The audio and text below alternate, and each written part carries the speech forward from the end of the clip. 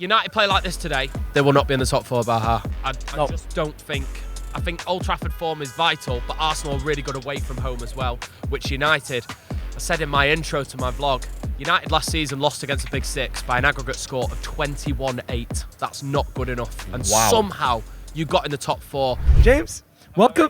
How are you, man? I'm good. That was mental, wasn't it, boys? That was pretty mental. Proper adrenaline rush. I'm sure you got it. Baha, maybe not so, as a United fan. No. What do you think to the game?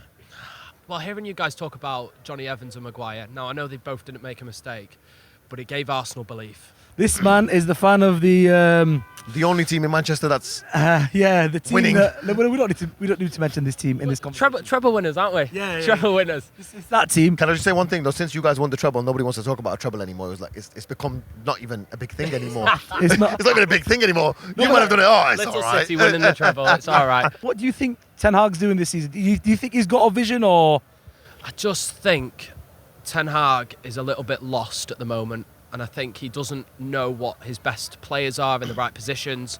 I think Mount's a good signing, but together with Bruno in a midfield allowed you to be so exposed against Wolves, and you got lucky in that game. I think the Old Trafford crowd managed to get you through that game, the home crowd that got Arsenal through today. Yeah. I don't think Arsenal were good today. No, I don't think so either. And I think they were far from their best game.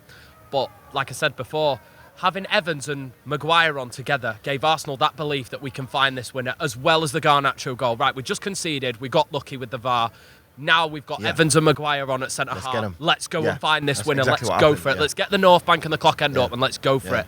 And ultimately, you got that win that you needed. And to be honest, right, like watching the game, just before the Garnacho goal, I was saying, I think this is going to be a draw. This game's going to be. It just looked like a draw. From Arsenal, there was no urgency in the play. There was no slick passing, slick movement. There was no slick runs. There was nobody dropping into pockets and making a little movement. There was none of that today. And I was thinking, it just felt like a draw. After 70 minutes, I just thought, this is going to be a draw. It wasn't Arteta ball at his best. It was not. But can you answer the same question about Arteta? With the Declan Rice signing, if I could sign Declan Rice, I would for any team probably in the league, yes.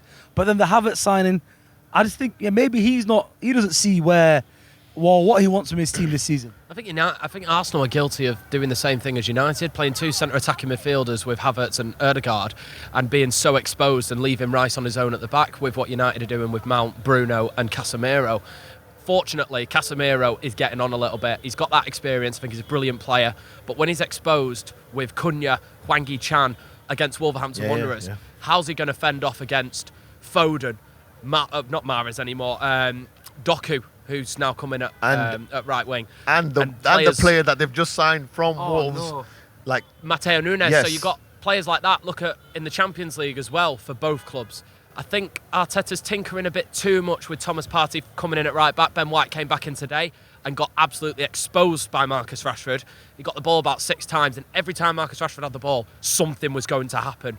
United didn't exploit Arsenal's weaknesses on that right-hand side as much as they should have. So do you think both teams will finish anywhere near they did last season? Because there's a higher chance that Liverpool are back, Spurs are putting together some good results, good performances, and even Chelsea, I don't know, maybe Pochettino could bring something special there. Chelsea lost yesterday at home. No, I get that, but that's a project. But there's enough teams there to knock them out of the top 4 should they not be at their best. Well, how do you think that's going to pan out? It's a tough one, isn't it? I think you've got to put City in that top 4. Going to happen. No, City's a number 1. Yeah, well, we're not sure about that. Let's for sure not count with the chickens signings that until they've May. got. Come on. I'm very realist when I come with this. When I come with City, but United play like this today, they will not be in the top 4. Baha. I just don't think. I think Old Trafford form is vital, but Arsenal are really good away from home as well, which United, I said in my intro to my vlog, United last season lost against the Big Six by an aggregate score of 21-8. That's not good enough. And somehow you got in the top 4. You lost 7-0 at Anfield, 6-3 at City. You got beaten here easily. I know the score was close and it was a last-minute goal. I think Ten Hag was too negative and Arsenal deserved to win that game. You can't play like you did today. I think Arsenal will get in the top 4 as long as Arteta doesn't start tinkering around. Yeah, 100%. Partey at right back. Yeah. And well, Saliba needs to play with Gabriel. Partey is out now for 3 months, and I literally just said like this is a blessing in disguise for us because now the back 4. You can't. That can't be the reason why Ben White's coming at right back. Yeah, 100%. Like, he's got to earn his place. 100%. And Ben White deserves to be in that team. He didn't play well today, but he deserves to be in that team. I think Chelsea's a massive, massive project. a big project, 2-3 year project. Can't see them in the top 4. Tottenham look good, and Liverpool are back. So it's going to be close. I'll just round off if you don't mind, guys.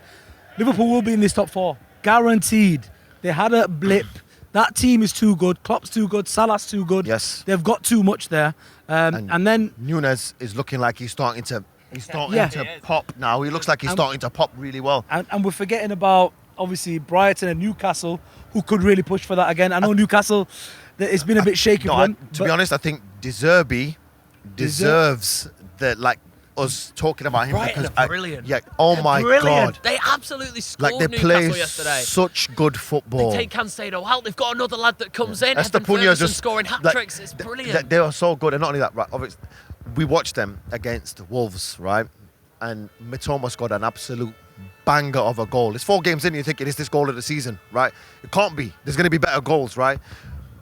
Harrison, the kid's name's Harrison, right? He's got, in 33 games, he's got 18 goal involvements. He's a kid. He should not be as good as he is right now, but De Zerbi is getting the maximum out of this guy. I think this is my problem with Mikel Arteta and Erik ten Hag. How can you not find a very cheap replacement for Partey when he's injured? How can you not find a number 8 who can play when Eriksen's injured? How can you not find these players? They do exist, and it seems to be that Brighton want to play for or De Zerbi. Newcastle. They want to play for De Zerbi. Yeah. Yeah. I've got a question for both of you before you round off real quick. Both of you have got tough Champions League groups. Yeah. We've been blessed. We get Leipzig again. It doesn't matter. We'll get through. United have got Bayern Munich and Galatasaray. That is a tough away day to Galatasaray. You guys, Arsenal, have got 4 really the Tricky same team teams. on the same standard. Yeah. Do you prioritise the Champions League on a run, or do you prioritise the top 4? I'll go first, right? Arsenal have not been in Champions League for 6 years. Only 2 players or 3 players in our team have played in the Champions League, full stop. Gabriel Jesus, Zinchenko and Havertz, I think, are the players that have actually played in the Champions League, had a run in the group stages, been in the knockout stages, and had competitive games in the Champions League. When I tell you this team, they are babies in this competition, right? Like, people don't understand what that means. Just because we're Arsenal does not mean we're going to go into this competition and be favourites or be likely to win our group. We literally have to take each game as it comes and play each game like it's a final in that competition if we want to do well in this competition. In my opinion, and Pep always says this, and he's the best for a reason, you never ever prioritise one competition over another competition, because what will happen is this: you'll fail in all of them. What you do is this: you want to win everything. Winning and thinking about winning and playing like you want to flipping win every single game, you have to move as you want to go on forward. So you've got to play every single game like it's a final. And Mikel Arteta made a huge mistake last season in the FA Cup against Manchester City.